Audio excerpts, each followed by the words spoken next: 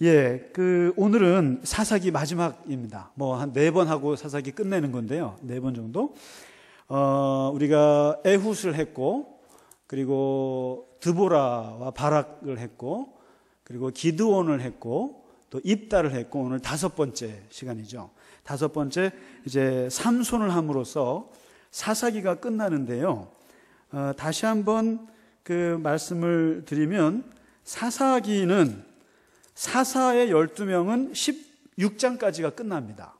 16장까지가 사사 12명의 이야기, 그 사사들의 활동을 다뤘던 이야기고, 17장부터 21장까지 후반부에는 2개의 다큐멘터리, 그러니까 그 당시 레위인들이 영적인 지도력, 정치적인 지도력 발휘해야 되는 건데, 그 레위인들이 타락했고 또 지파들이 레위인들을 도와주지도 않았고, 그러면서 악순환이 됐는데, 그 레위인들이 얼마나 어이가 없었는지 그 하나의 이야기는 지파를 컨트롤해야 되는데 그 한 개인의 사제가 돼서 그냥 빌고 먹고 사는 그런 레위인의 형편. 또 하나의 이야기는 그 레위인이 첩을 둬가지고 그 첩이 바람을 펴서 뭐 이렇게 해서 죽어서 그 11지파와 베냐민 지파가 전쟁이 일으켜서 한 지파가 없어질 뻔했던 그 기가 막힌 이야기. 이렇게 2 이야기가 사사기 마무리가 됩니다. 이제 그 17장 넘어가기 전에 마지막 사사로 이 삼손 이야기이죠. 근데 이 삼손 이야기는 소그룹에서 하실 말씀 많으셨죠. 삼손은 많이 들어보셨으니까. 삼손 칼국수, 뭐 삼손 찌개, 뭐 그 이름 유명한 삼손 이야기는 워낙 많이 들어봤고, 삼손 짜장이요? 그거는 삼손 짜장입니다. 똑바로 아시고 말씀하세요. 그는 삼손이고요. 삼손 칼국수는 있었습니다. 옛날에 우리 교인이 하던 칼국수 집인데 저기 서대문 쪽에 있었습니다. 근데 이 삼손은 그 13장부터 16장까지 4장에 걸쳐서 기드온에 버금가고, 뭐 입다보다도 훨씬 양이 많고, 그리고 그 누구보다도 다른 사사들은 다 그 어떤 그 활동할 때만 기록을 했는데, 이 삼손은 정말 예수님보다 더 좋은 할애를 해준 거죠. 태어날 때부터, 그것도 부모님 이야기부터 해서 얘가 어떻게 태어났는지 하고, 그리고 죽을 때까지 그 인생 전체 스토리를 사사기에 집어넣은 것은 삼손밖에 없습니다. 어떻게 보면은 삼손 하면은 그 그리스 신화에 나오는 헤라클레스 같고, 그리고 여자를 좋아하는 거 봐서는 카사노바 같기도 하고, 그리고 이 한번 싸우기 시작할 때 이 힘이 솟는 걸 보면 헐크 같은 이미지도 있고요. 그렇잖아요. 근데 다만 헐크는 화가 날 때 바지가 찢어지지만, 근데 모르겠어요. 몸이 그렇게 하면서도 팬티는 안 찢어진다고 그래서 사람들이 되게 재밌어 하는데, 그 헐크, 근데 이 어떻게 보면 헐크가 삼손에게서 혹시 나오지 않았나 싶을 정도로 그런데 헐크는 분노해서 힘이 세지지만, 여기서는 하나님의 영이 임하면 힘이 세집니다. 이게. 그래서 성령 받으면 이 힘이 세지는, 거기에 이제 4번이나 나오는데, 이런 헤라클레스, 또 카사노바, 헐크 같은 이미지가 이 삼손 속에서 이렇게 번뜩번뜩 비치는 거죠. 근데 이 삼손이 그 태어날 때 보면은 나실인으로 태어나는 거죠. 그러니까 이제 그 부모님이 늦게 아이를 갖게 돼서, 그것도 한 번은 아버지, 꼭 예수님 같아요. 그 요셉한테 나타나고 마리아한테 나타났던 것처럼 마치 먼저 이 부인에게도 나타나고 남편에게도 나타나고, 그렇게 해서 네가 낳을 자식이 굉장히 훌륭한데 이 애가 이 나라를 구할 것이니라, 이렇게 이제 예언을 해주고 한 가지 약속을 받죠. 나실인으로 키워라. 나실인. 나지르라고 하는 이 나실인이라고 하는 특별히 따로 빼놓은 이 구별된 사람들인데요. 이스라엘에서는 이제 지금도 이 나실인이 있어요. 이제 부모님이 서원하거나 또 따로 구별해서 주님께 드렸거나 뭐 그렇게 해서 평생을 그 나실인으로 구별해서 사는데, 이 사람들은 꼭 3가지를 꼭 지켜야 됩니다. 꼭 세 가지 규칙이 있는데 뭐냐면은 절대로 술을 마셔서는 안 됩니다. 포도주가 약한 것임에도 불구하고 음료수 같은 거죠. 중동 지역에서는. 그럼에도 불구하고 너희들만큼은 포도주 마시지 마라. 근데 그게 의미가 있어요. 왜냐하면 포도주라고 하는 것이 술인데 술이라고 하는 것은 마시면 마실수록 누군가를 지배하는 게 있어요. 그래서 이 지배를 하는데 문제는 너가 누구의 지배를 받을 거냐. 그래서 성령의 지배를 받을 것이냐 술의 지배를 받을 것이냐. 그래서 참 재밌는 것이 술이라는 말하고요, 그 다음에 성령, 영이라는 것이 영어로 스피릿이잖아요. 이게 스피릿인데 스피릿이라는 원어를 보면은 그 말 속에는 술이라는 뜻과 영이라는 뜻이 같이 있어요. 그러니까 성령하고 술은 비슷비슷해요. 사실 끝이 달라서 그렇죠. 끝이 하나는 망하는 거고 하나는 좋은 거죠. 근데 이제 현상은 똑같잖아요. 근데 이 술을 금지하는 이유는 하나님의 지배를 받느냐 아니면 너가 어떤 술의 지배를 받느냐. 그래서 지배의 문제예요. 너의 주인이 누구이냐. 근데 이제 이 술이라고 하는 것은 결국에는 내가 그 술의 지배를 받을 수 있다. 이런 것 때문에 이제 포도주조차도 이제 금한 거거든요. 그래서 사실 뭐 우리나라는 술을 금한 이유는 하도 술 주정뱅 그 뭐라 그러죠? 그런 거를 해서 문제가 돼서 그렇지, 근본적으로 술을 금하는 이유는 지나치게 많이 마셨을 때는 그 술의 지배를 받기 때문에 그런 건데 거기에는 하나님은 없는 거죠. 그래서 이제 나시린들은 그 술도 금하고, 그 다음에 그 시체를 절대로 만지지 말고, 시체, 사체에 접근했다가는 안 되고, 왜냐하면 죽은 몸이라고 하는 것은 죄의 결과라고 본 거거든요. 그래서 그 죄를 만지는 결과라고 해서 이스라엘 사람들이 사체를 안 만지게, 특별히 못 만지게, 동물이건 사람이건. 그리고 세 번째가 이 머리를 못 깎습니다. 머리를 깎으면 안 되는데요, 이 머리 또한 마찬가지입니다. 누가 지배하느냐. 이스라엘 사람들은 머리라고 하는 것은 이 몸에 지배하는 곳이 머리이고, 그래서 이 키파라는 걸 쓰잖아요. 이 뭐 이스라엘 유대인들이 쓰지 않습니까? 그게 뭐냐면 하나님이 너를 다스리신다 이런 뜻이거든요. 그러니까 머리털 속에 하나님의 임재라고 하는 상징이 있으니까 그래서 머리를 못 깎게, 이게 세 가지를 이제 했단 말이죠. 그런데 이 유대인들 중에는 대표적인 그 나시린이 삼손도 있고 사무엘도 삼손이고, 맞죠? 그 나시린이고 세례요한도 나시린이죠. 그리고 잘 모르시겠습니다만은 예수님의 동생이 야고보잖아요. 제일 먼저 순교한. 그리고 기도를 하도 많이 해서 낙타무릎이라고 하는, 베드로와 함께 초대교회를 이끌고 갔던 제일 먼저 순교한 예수님의 동생 야고보도 이 나시린이셨죠. 그러니까 이제 이런 나시린인데 다른 나시린들은 다 괜찮았어요. 근데 오늘 이 삼손은 자기에게 주어진 이 세 가지 규칙을 다 어겨죠. 다 어기죠. 근데 이제 그 삼손의 시대를 잠깐 보시면은 마찬가지입니다. 항상 똑같이 여호와의 목전에서 또 죄를 지었고, 그 다음에 두 번째는 또 하나님께서 벌을 주셨는데 이번에는 블레셋에다가 넘겨버리셨고. 근데 이 블레셋에 넘겼는데요, 한번 지도 한번 보시겠습니까? 지도 한번 이제 마지막, 오늘 사사기 마지막이니까 정리할 겸 그 시꺼먼 지도 있잖아요. 양면에 있는데 시꺼먼 지도, 이스라엘 전체 지도입니다. 전체 지도면 대충 기드온이 어디서 활동했는지 대충 위치만 좀 파악하시면. 그리고 바락이 드보라죠. 예, 우리 교회 드보라 홍 목사님이라고 계신 거 아세요? 드보라를 강의한 후에 이름이 붙여진 별명 드보라 홍. 예, 그리고 바락 그 드보라를 쫓아갔던 바락이 여기 있었고, 그다음에 입다가 여기에 있고요. 그리고 이제 이 삼손은 그 소라라는 지역에 있잖아요. 소라. 거기가 이제 단지파예요. 단지파가 제일 늦게 자리 잡은 지파예요. 제일 멍청한 지파예요. 힘이 없어가지고 제일 땅을 늦게 차지한 지파가 단지파인데, 이 단지파 국경선에 블레셋이 있어요. 근데 이 블레셋이라는 나라는 좀 주목하셔야 됩니다.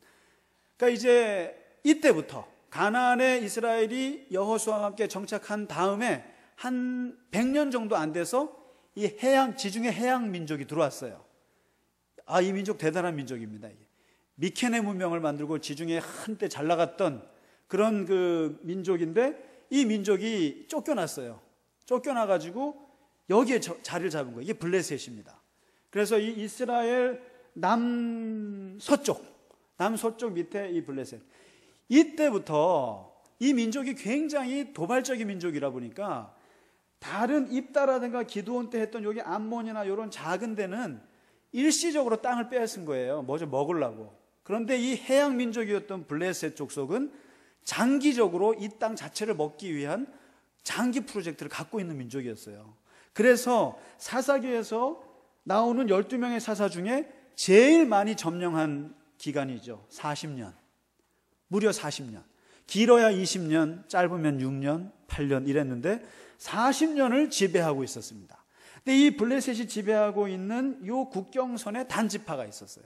근데 이 단지파 국경선 소라 지역에서 삼손이 태어납니다. 삼손이.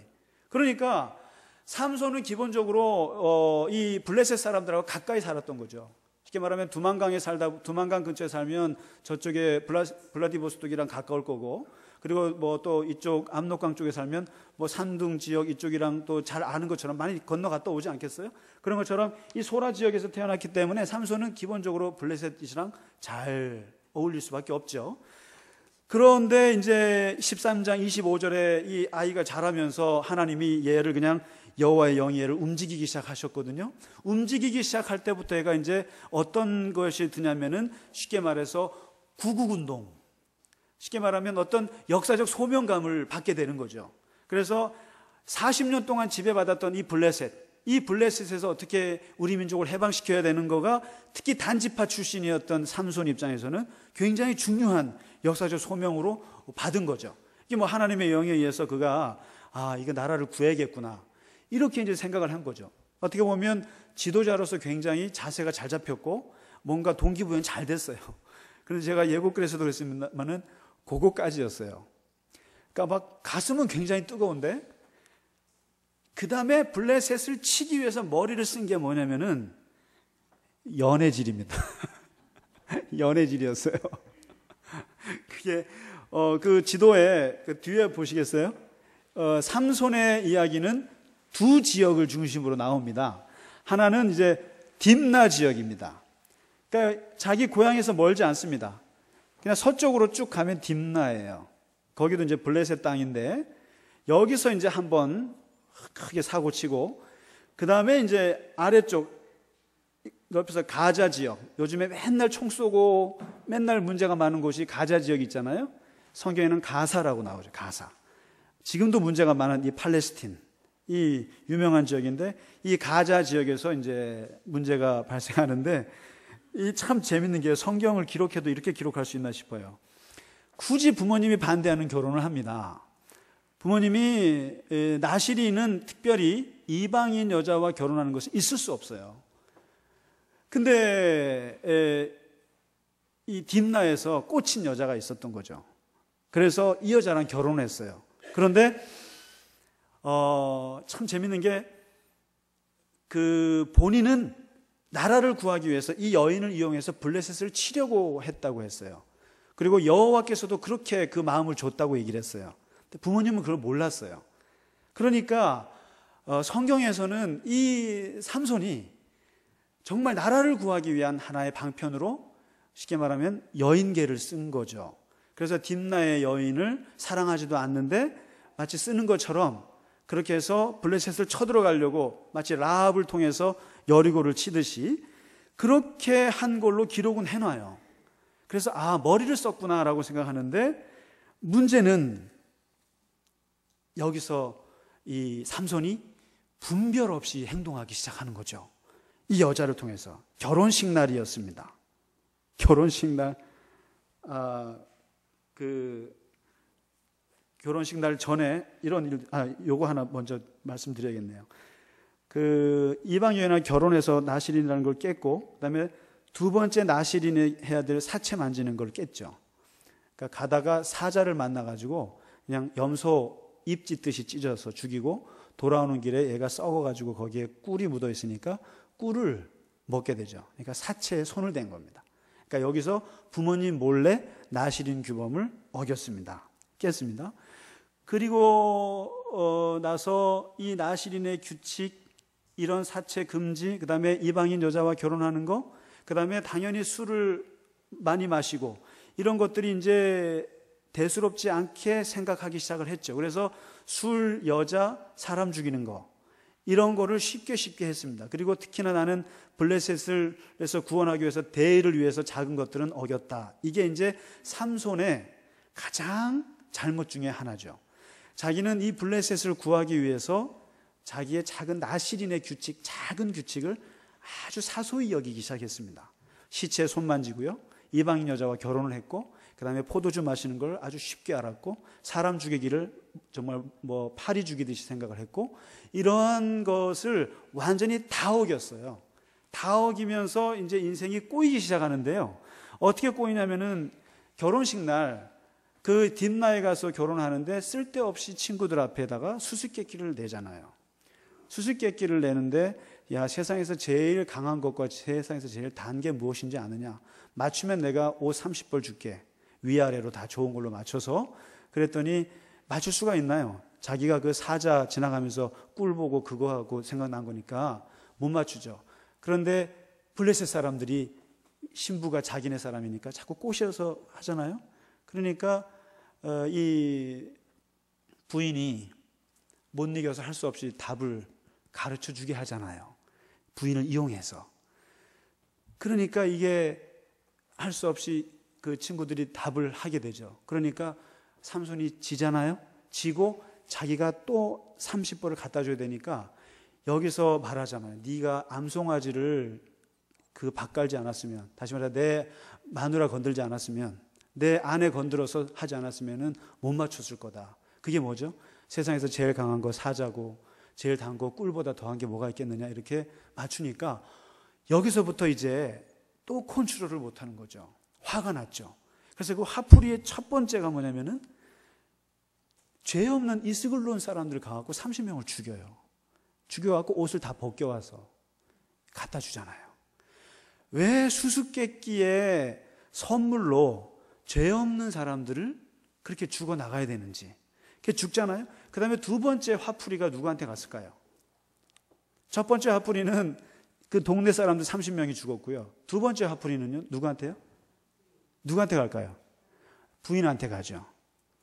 너 때문에 이거 완전히 수수께끼 졌으니까 대판 부부싸움을 한 거죠.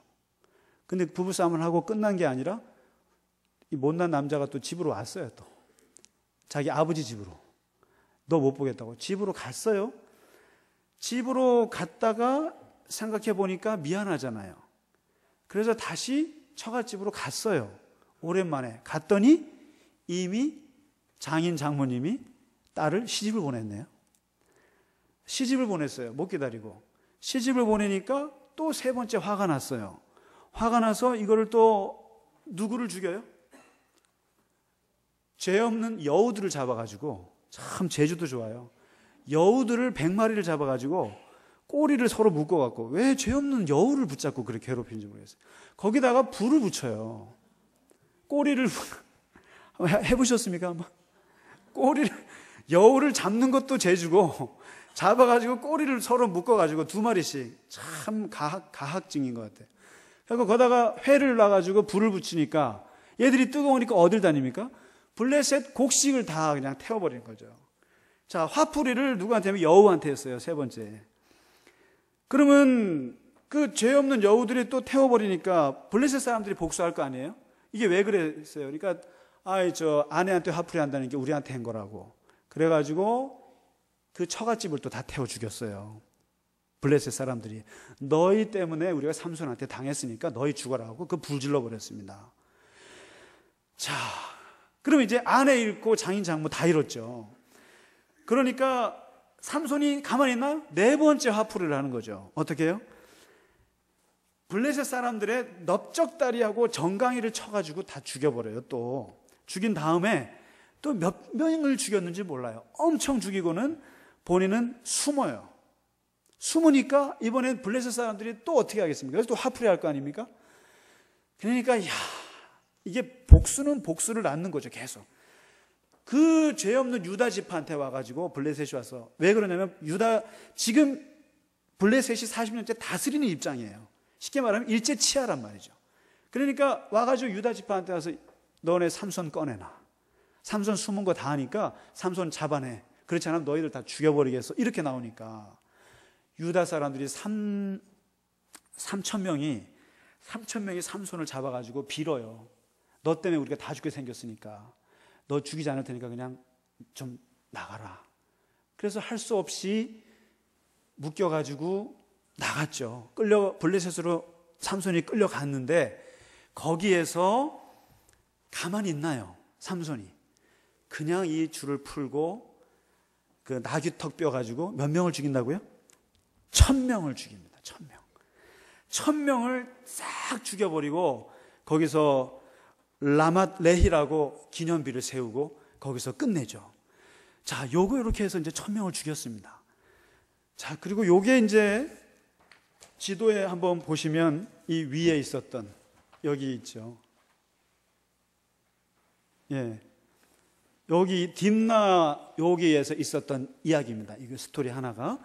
그래서 이렇게 해서 1,000명을 이제 죽이게 되는. 그래서 지금 이야기가 그 삼손이 무슨 굉장히 계획이 있어가지고 지도자로서 무슨 계획을 가지고 구국운동을 한 게 아니고요.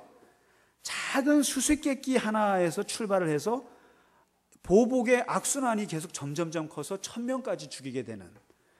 그래서 어떻게 보면 이스라엘 입장에서는 고맙죠. 고마울 수 있는데 개인의 입장에서 볼 때는 이거는 악순환인 거죠. 악순환. 그러면서 자기 아내 죽고 자기 처갓집 죽고 불쌍한 여우떼들 죽고 그리고 아스글론에 있는 사람들 30명 죽고 이러면서 결국 1,000명을 죽이긴 했지만 썩 그렇게 좋아 보이지는 않습니다. 그리고 나서 이제 한참 있다가 그 지도 두 번째 걸 보시면 아내 죽고 이 딥나 쪽으로는 쳐다보기도 싫은 거죠. 이쪽은 가고 싶지도 않아요. 아픔이 있는 곳 아닙니까? 그러니까 이쪽은 보고 싶지도 않고 이제는 연애 반경을 남쪽으로 가자. 남쪽으로 한번 가보자. 카사노바가 남쪽으로 가는 거죠. 가서 여기 가자 지역에서 놀다가 한 여인에게 또 푹 빠지지 않습니까? 한번 푹 빠지는데 이 여인의 이름은 참 재밌습니다. 이 여인은 워낙 강력했기 때문에 삼손의 인생을 송두리째 앗아갔기 때문에 이름까지 밝힙니다. 들릴라. 첫 번째 아내 이름은 나오지도 않아요. 딥나의 한 여인이죠. 아내가 이름이 나와야 되는데 아내는 흔적도 없어요. 없고 이 기생 들릴라는 나와요. 나오는데 이 여인은 정말 치명적인 일을 했는데 여기서도 똑같이 이 삼손이 머리가 나쁜 걸 잘 알죠, 사람들이. 그러니까 힘도 세고 머리가 좋은 사람은 아마 최홍만이가 그럴까요? 그러니까 힘도 세고 머리 좋은 사람은 흔치 않은 것 같아요. 골리앗 보시면 머리가 나쁘죠. 근데 이 삼손이 힘은 굉장히 센데 특히 머리가 나쁜데 어느 쪽으로 머리가 나쁘냐면은 여자 쪽으로 머리가 나쁜 거죠. 그러니까 그 사람들이랑 싸우고 피하고 이런 머리는 굉장히 좋습니다. 근데 이 여자 쪽으로 연애 감정을 컨트롤하지 못하는 게 치명적인 실수인데 요거를 블레셋 사람들이 잘 알았죠. 그래서 똑같이 들릴라를 매수해서 은 1,003개를 줄 테니까 이번에는 뭘 하냐면 삼손의 힘의 원천을 빼야 되는데 아주 근본적으로 싹을 잘라야 되는데 그걸 알아내야 되는데 어떻게 알아내느냐, 이 들릴라를 통해서 알아내잖아요. 근데 몇 번 애원하고 몇 번 거짓말하죠. 들릴라가 몇 번을 얘기하죠? 예, 3번을 애원하죠. 3번을 물어보는데 3번을 거짓말을 해요. 도대체 당신의 힘이 어디서 나옵니까? 그러니까 그래 활줄 7줄 가지고 묶으면 내가 힘 빠져서 못해. 그러니까 그 말 듣고 블레셋 사람들이 왔다가 낭패를 당했죠. 그러니까 두 번째는 그냥 밧줄을 나한테 묶어놓으면 3밧줄로 묶으면 내가 안 돼. 또 블레셋 사람들이 와서 낭패를 당하고, 그 다음에 3번째는 머리털을 이렇게 당겨가지고 배틀 말뚝에다가 이렇게 박아놓으면 실이랑 같이 꼬아서 묶어놓으면은 그러면 내가 못 일어나. 근데 여기서 보세요. 점점점 진실에 가까워지고 있죠. 바보예요, 바보. 그러니까 처음에는 멀리 손 묶으라 그랬다가 또 묶으라 그랬다가 나중에는 머리 쪽으로 보잖아요. 머리 쪽으로 오는데 머리에서 치명적인 얘기는 안 하고 이렇게 묶어놓으면 내가 안 돼. 그러니까 묶었더니 그냥 웬걸요. 그냥 배틀 말뚝까지 다 벗겨지는. 그래서 이렇게 3번 정도에 가니까 이제 여기서 유명한 말을 합니다. 들릴라가. 누구나 하는 유명한 말이죠. 17절, 16장 17절이죠. 15절에 당신 마음이 나한테 없군요. 나한테 마음을 주지도 않으면서 어떻게 사랑한다고 하느냐. 이 사랑이라는 말에 사랑하느냐. 근데 이 사랑을 확인해야 되는데 사랑한다는 말에 그리고 3번이나 희롱하고 속일 수 있느냐. 근데 결국 삼손이 어렸을 때 그 부모님이 늦둥이로 낳아서 그런지 모르겠어요. 이 부분을 컨트롤을 못한 거예요. 특히 이 여자 부분에 이 연애 감정에서 스스로 어떤 교육을 못 받지 않았나 싶을 정도로 이 드릴라가 애원하고 아양하고 그러면 견디지를 못하는 거죠. 그래서 여기에 그냥 그 다음에 매일같이 재촉하면서 졸음해 이렇게 나온 거죠. 여기에 이제 삼손은 가장 치명적인 약점이 있었던 것 같아요. 여자가 사랑을 확인하고 거기에 대해서 배신한다고 얘기를 하고 그리고 울면서 매일같이 조르고 재촉하는 데는 장사가 없는 거죠. 남편한테 한번 해보시기 바랍니다. 그리고 남편분들은 이겨내시기 바랍니다. 근데 삼손의 마음이 성경이 너무 재밌어요. 마음이 번뇌하여 죽을 지경이라. 표현이 죽을 지경인 거죠. 사랑은 하는데 3번을 속였고 매일같이 이렇게 침대 옆에서 올라와서 매일같이 이러고 앉아있으면 삼손같이 머리가 나쁘고 여자에 약하고 통제가 안 되는 입장에서는 못 견디는 거예요. 부모님이 아무리 나시린의 법규가 중요하고 얘기했는데 다 깼거든요. 다 깼어요. 깼는데 그래도 자기가 힘의 원천이 머리에 있다는 것만큼은 안 밝혔단 말이죠. 그것만큼은 절대로 자기가 이거는 자기를 지켜주는 힘이니까 절대로 그것은 안 밝히고 안 깼단 말이에요. 그 비밀을. 다른 건 다 깼어도. 그런데 이 여자의 매일같이 몰아치는 이거에 죽을 지경인 거죠. 결국 실토하잖아요. 태어날 때부터 하나님의 나시린이 되었기 때문에 내 힘은 머리카락에서 나온다. 이거를 밝히죠. 결국 그 드릴라의 집요한 거기에 넘어가서 바로 그냥 그는 눈이 뽑히고 그리고 가자 지역에 가서 갇히게 되고 거기서 연자맷돌을 여자들만 하는 거거든요.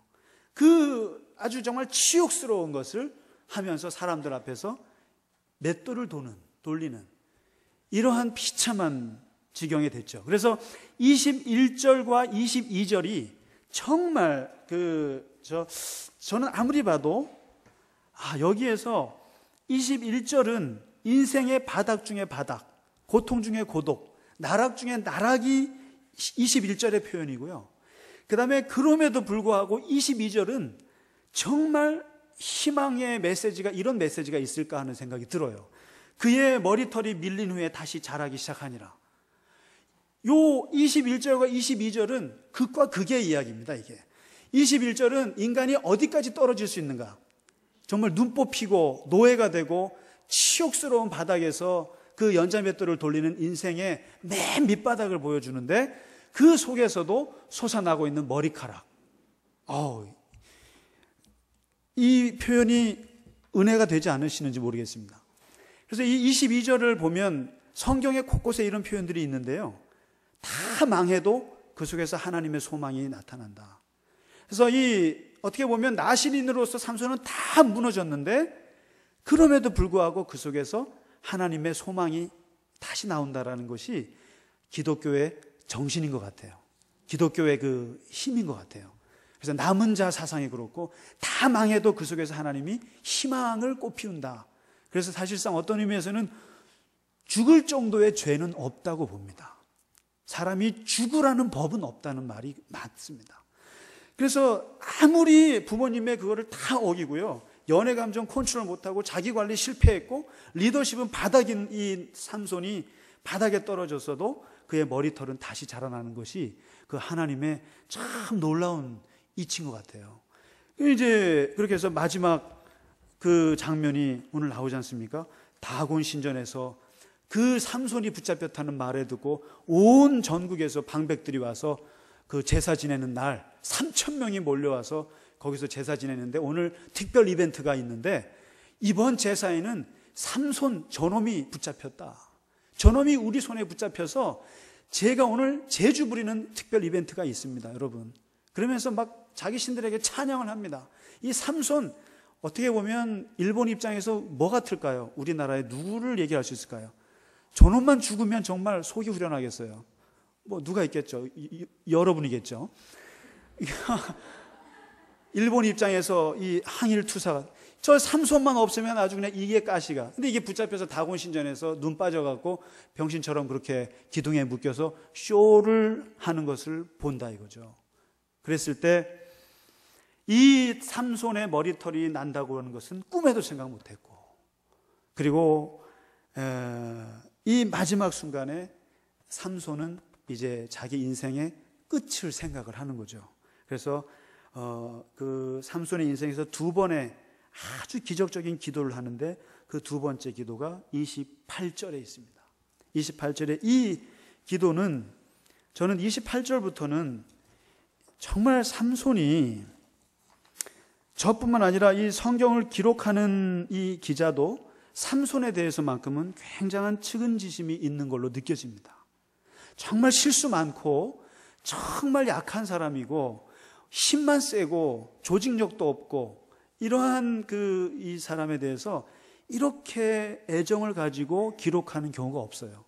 제가 봐도 이 삼손의 마지막은 너무나 불쌍하면서도 너무나 애련하기도 하고 뭐라 그럴까요? 좀 하여튼 가슴이 찡한 장면인 것 같습니다. 그래서 기도하죠. 하나님, 이거 있잖아요. 김중희 목사님이 기도 잘 하시는 건데요. 이번 한 번만. 그 이번 한 번만 나를 좀 생각해 주시고, 여기 있잖아요. 이번만, 제발, 하나님 아버지, 이번만, 마지막입니다. 이번 한 번만 나를 강하게 해주십시오. 두 번이 아니라 이제 마지막입니다. 마지막 이 3,000명 이 블레셋 이놈들을 제가 다 죽이고 같이 가겠습니다. 인생 마감하겠습니다. 정말 눈물 나는 기도 같아요. 그래서 나의 두 눈을 뺀 블레셋 사람들에게 한 번에 끝내고 가겠습니다. 그리고는 외칩니다. 29절에 30절에 내가 블레셋 사람들과 함께 죽고 싶다. 그 말을 남기고 기둥뿌리를 흔들어. 그러면서 그 다곤 신전의 3,000명이 그 전부 다 몰살하는, 그러면서 성경은 기록하기를 평소에 죽였던 20년 동안 죽였던 사람들보다 마지막 때 죽였던 사람이 더 많았더라. 20년 동안 기껏 죽여봐야 1,000명 죽였고 30명 죽였고 몇십 명씩 몇백 명 단위로 죽였거든요. 근데 마지막 자기가 죽으면서 죽였던 사람이, 그것도 방백들요, 지도자급 인사들을, 이또 히로부미를 3,000명을 죽인 거죠. 그거 다른 거예요.